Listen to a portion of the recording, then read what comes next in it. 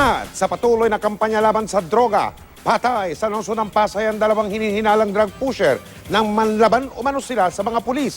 Kanina lang po yan. Sa Tondo, Maynila naman, isang suspect sa pagtutulak ng droga na subukok kamakailan ang patay din nang pagbabarilin siya sa loob ng kanyang bahay. Nakatutok si June Veneracion. Ilang araw makarang sumuko sa mga otoridad at mga kung magbabago. Ito ang sinapit ng umunoy tulak ng droga na si Alfred Siasico. Sabi ng chairman, hindi pa rin daw tumigil. Kaya ayan. Baka may kinuha siyang droga tapos hindi niya binigay yung pera.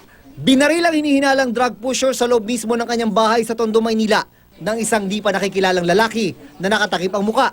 4 na basyon ng bala ang naiwan sa crime scene. Na baka magchucho, no?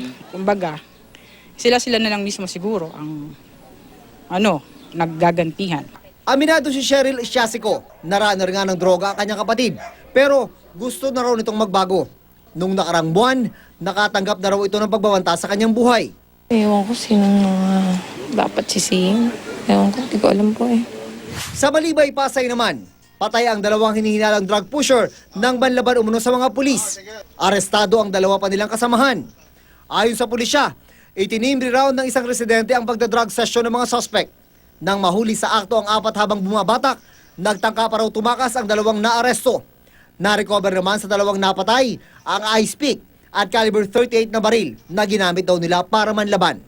June Veneracion, Nakatutok, 24 Oras.